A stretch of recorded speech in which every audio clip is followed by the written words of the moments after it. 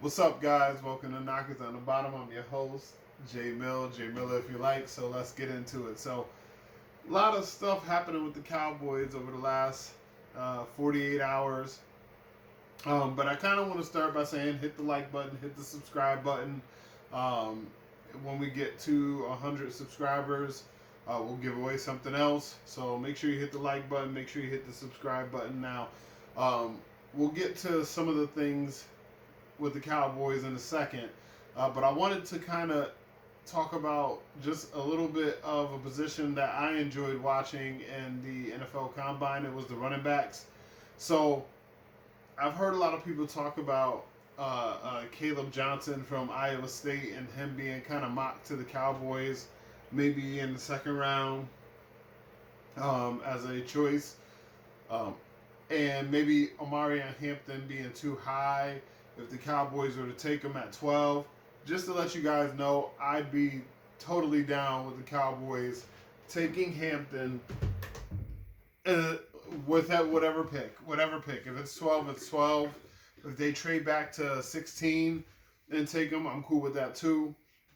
I don't see the same things that some of the other people saw on tape. So one of the things I saw when I talked to you guys, I said I saw a better shiftiness runner and a runner who had some really good open field speed. His quads are freaking gigantic.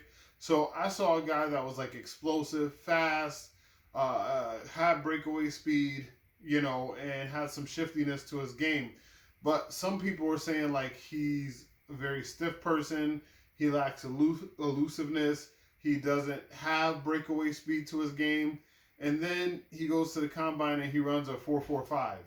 And that to me says breakaway speed. I mean, yes, we'd all love our running backs to have, Jameer Gibbs 4.36 speed. That'd be amazing. But Derrick Henry is a gigantic human, and King Henry runs a 4.52, I believe, at the combine, or 4.53, and he has breakaway speed. Hampton is a 215-pound plus running back with sub 4.5 speed, and not just sub 4.5 speed, 4.45. That's you know, just to put it into context, CD Lamb breaks away all the time, and he ran a 4.47. And this guy outweighs CD Lamb by probably about 20 pounds. So for him to be faster than CD Lamb, but packing 20 more pounds of weight, I don't think anybody in the secondary is going to want to see that guy in the open field.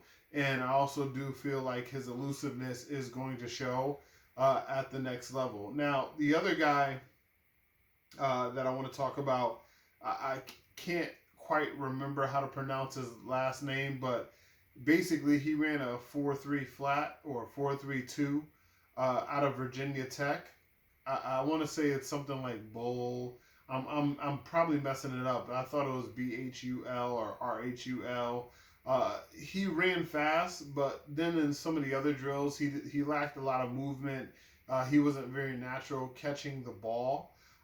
So I don't know how high I am on someone like that. However, Blue, who from Texas, who I believe ran a 4.39, that's somebody.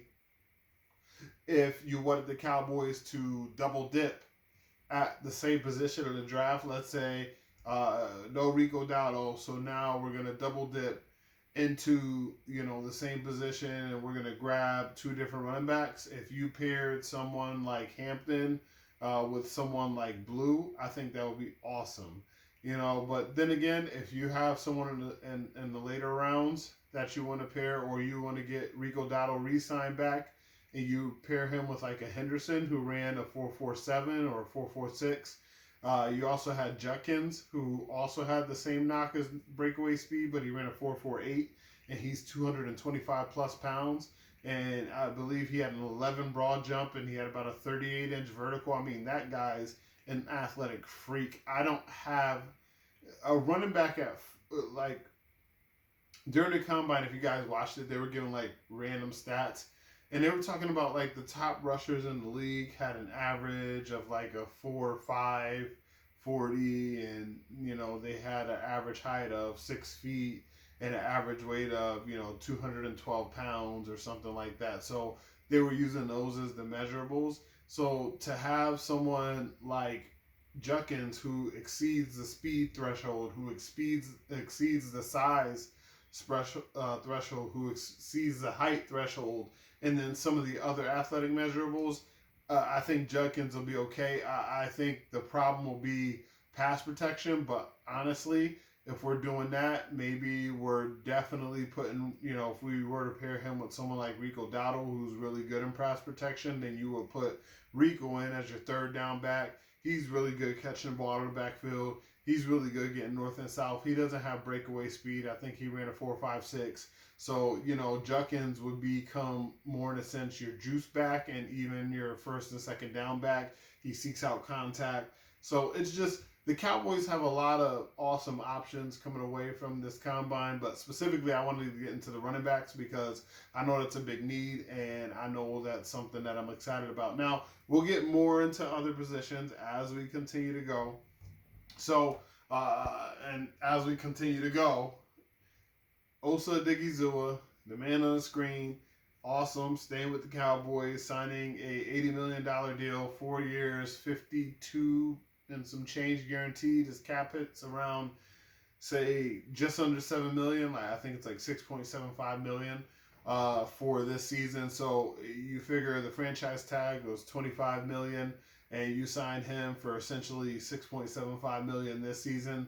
And what that does is that allows you to save $19 million that you didn't have to use in the salary cap. So you lowered his number for this year and you kept him, although this year he was expected to be a free agent, so he wasn't necessarily counting against the cap. But the Cowboys go out and make a couple more moves for cap space, and use that cap space from Dak Prescott's restructured deal and CeeDee Lamb's restructured deal to create another $56 million in cap space.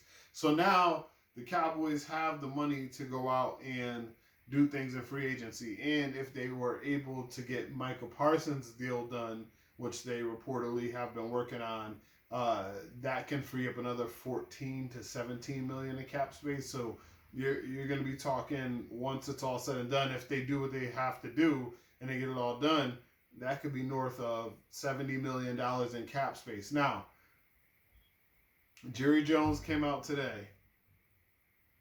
It gave the old, oh, I don't think we're going to play a free agency, and I think aggressive is a strong word, and, I feel like we could fill our IDs through the draft.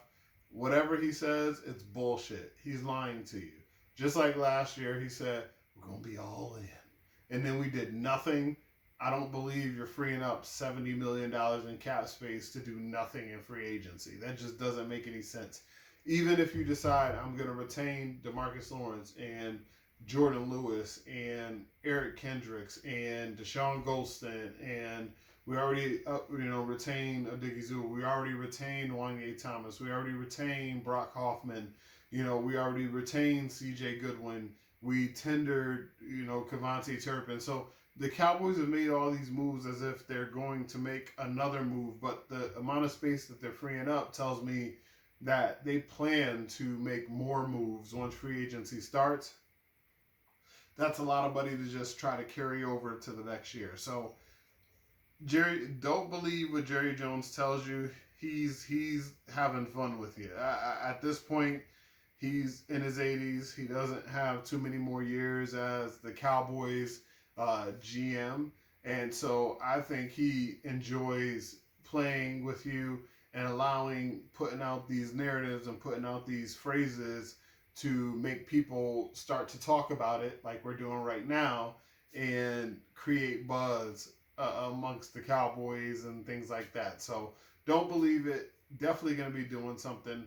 Lastly, but not least, Zach Martin gave his retirement press conference today. Sad to see him go. He's the effing man.